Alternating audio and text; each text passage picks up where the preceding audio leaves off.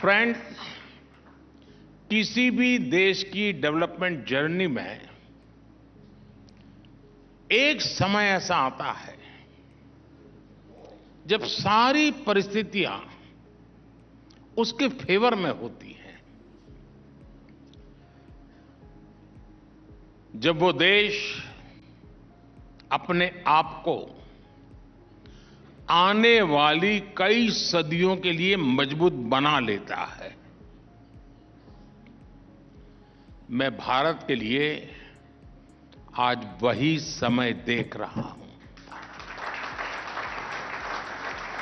और जब मैं 1000 साल की बात करता हूं तो बहुत ही समझदारी पूर्वक करता हूं। ये ठीक है कि किसी ने 1000 शब्द कभी सुना नहीं, 1000 दिन का नहीं सुना तो उसके लिए तो 1000 साल बहुत बड़ी लगती है। लेकिन कुछ लोग होते हैं जो देख पाते हैं। ये टाइम पीरियड, ये कालखंड वाकई अभूतपूर्व है। एक प्रकार से वर्चुअस साइकिल शुरू हुई है। ये वो समय है जब हमारी ग्रोथ रेट लगातार बढ़ रही है और हमारा फिस्कल डेफिसिट घट रहा है। ये वो समय है जब हमारा एक्सपोर्ट बढ़ रहा है और करंट अकाउंट डेफिसिट कम होती जा रही है। ये वो समय है जब हमारा प्रोडक्टिव इन्वेस्टमेंट रिकॉर्ड ऊंचाई पर है और महंगाई नियंत्रण में है। ये वो समय है जब अपॉर्चुनिटीज और इनकम दोनों बढ़ रही है और गरीबी कम हो रही है। ये वो समय है जब कंजम्पशन और कॉर्पोरेट प्रॉफिटेबिलिटी दोनों बढ़ रहे हैं और बैंक एनपीए में रिकॉर्ड कमी आई है। ये वो समय है जब प्रोडक्शन और प्रोडक्टिविटी दोनों में वृद्धि हो रही हो और ये वो समय है जब हमारे आलोचक ऑल टाइम लो है।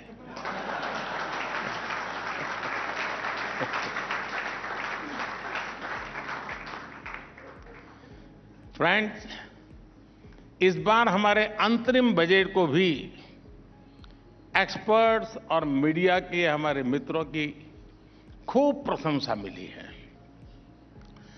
कई सारे एनालिस्ट ने भी इसकी प्रशंसा करते हुए कहा है कि ये लोक लुभावन बजट नहीं है। मेरे तारीफ का एक कारण ये भी है।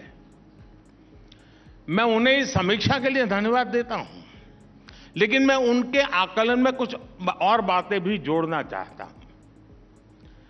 कुछ मूल बातों की तरफ ध्यान आकर्षित करना चाहता हूं।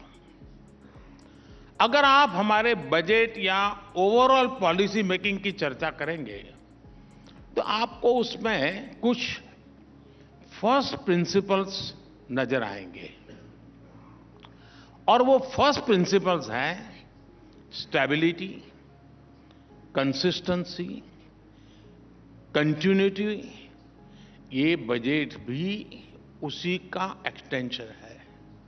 फ्रेंड्स, जब किसी को परखना हो तो उसे किसी मुश्किल या चुनौती के समय में ही परखा जा सकता है। कोरोना महामारी और उसके बाद का पूरा कालखंड भी पूरे विश्व में सरकारों के लिए एक बड़ी परीक्षा बनकर आया था। किसी को कोई अंदाज नहीं था कि हेल्थ और इकोनॉमी की इस दोहरी चुनौती से निपटा कैसे जाए। इस दौरान भारत ने सबसे वो दिन याद कीजिए आप, मैं लगातार टीवी पे आकर के देश के साथ संवाद करता था और उस संकट की घड़ी में सीना तान करके देशवासियों के सामने हर पल खड़ा रहा था।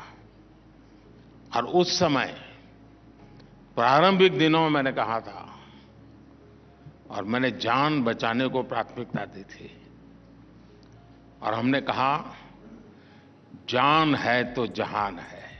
आपको याद होगा।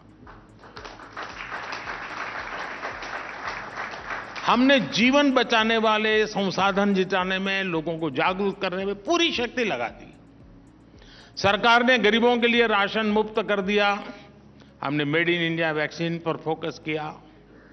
हमने ये भी सुनिश्चित किया कि तेजी से हर भारतीय तक ये वैक्सीन पहुंचे। जैसे ही इस अभियान ने गति पकड़ी, हमने कहा जान भी है, जहान भी है।